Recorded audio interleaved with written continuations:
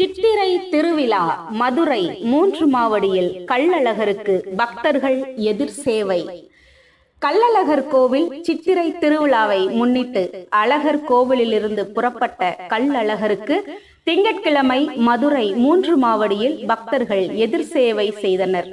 செவ்வாய்க்கிழமை அதிகாலை 5:51 மணி அளவில் ஆழ்வார்புரம் வைகை ஆற்றில் எழுந்தருள்கிறார் கள்ளழகர். அழகர் கோவில் கள்ளழகர் கோவில் சித்திரை திருவிழா ஏப்ரல் 19ஆம் தேதி தொடங்கியது. 3ஆம் நாளான ஏப்ரல் 21இல் மண்டூக முனிவருக்கு மோட்சம் அளிக்க சுந்தரராஜ பெருமாள் கண்டாங்கி பட்டுடுத்தி நேரி கம்புடன் தங்க பல்லக்கில் கள்ளழகர் வேடத்தில் மதுரைக்கு 18ஆம் படி கருப்பண்ணசாமியிடம் உத்தரவு பெற்று புறப்பட்டார். பின்னர் பொய்கை கரைப்பட்டி, கள்ளந்திரி, அப்பன் திருப்பதி, சுந்தரராஜன் பட்டி, கடச்சனேந்தல் என வழி நெடுகிலும் உள்ள கிராமங்களில் மண்டக படிகளில் எழுந்தருளினார். இன்று ஏப்ரல் 22 அதிகாலை 5:30 மணி அளவில் மதுரை மாநகர எல்லையான 3 மாவடிக்கு கள்ளழகர் வருகை தந்தபோது பக்தர்கள் ஆயிரக்கணக்கான கள்ளழகரை வரவேற்று எதிர் சேவை செய்தனர். இதுவரை கிராமப்புற மண்டப படிகளில் எழுந்தருளிய கள்ளழகர் இன்று முதல் மாநகராட்சி பகுதியில் உள்ள நூற்றுக்கணக்கான மண்டகப்படிகளில் எழுந்தருளி அருள்வாளிக்கிறார் கள்ளழகர்.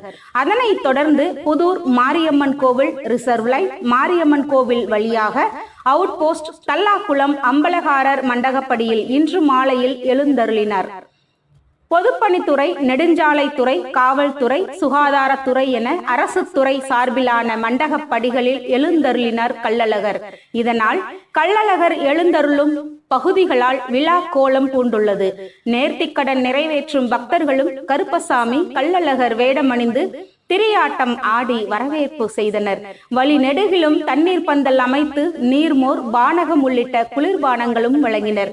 இரவு 8 மணிக்கு மேல் தல்லாக்குளம் பிரசன்ன வெங்கடாச்சலபதி கோவிலில் கள்ளழகர் தங்குகிறார். பின்னர் இரவு 11:30 மணிக்கு மேல் திருமஞ்சனமாகி தங்க குதிரை வாகனத்தில் எழுந்தருளி பின்பு ஸ்ரீவில்லிபுத்தூர் ஆண்டாள் சூடிய மாலையை சாற்றி அருள்வாளிக்கிறார். ஏப்ரல் 23ஆம் தேதி அதிகாலை தல்லாக்குளம் கருப்பண்ணசுவாமி கோவிலுக்கு எழுந்தருள்கிறார் கள்ளழகர். பின்னர் தங்க குதிரை வாகனத்தில் 1000 பொன் சப்பரத்தில் அதிகாலை 3:30 மணி அளவில் எழுந்தருளுகிறார்.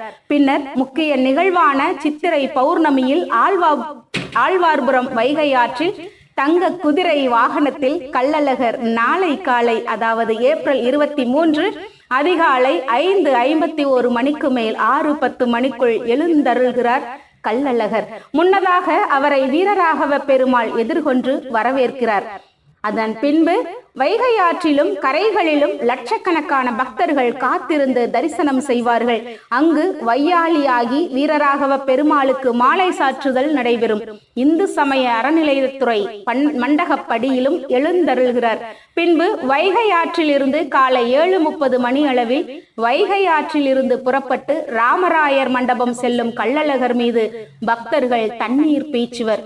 பின்னர் அண்ணா நகர் வழியாக வண்டியூர் வீரராகவ பெருமாள் கோவிலில் இரவு எழுந்தருளுகிறார் கள்ளழகர். ஏப்ரல் 24இல் வண்டியூர் வைகை ஆற்றில் உள்ள தேனூர் மண்டபத்தில் மண்டூக முனிவருக்கு மோட்சமும் அளிக்கிறார். இதனால் மதுரை மாநகரமே விழா கோலமாய் காட்சியளிக்கிறது. மாநகர காவல் ஆணையர் ஜே. லோகநாதன் தலைமையில் 7000 போலீசார் பாதுகாப்பு பணியில் ஈடுபட்டுள்ளனர். தொடர்ந்து ஆன்மீக உலா நிகழ்ச்சியில் மற்றொரு அற்புதமான விஷயம் தெரிந்து கொள்வோம். முகவை வானொலி நேயர்களுக்கு அன்பான வணக்கங்கள்.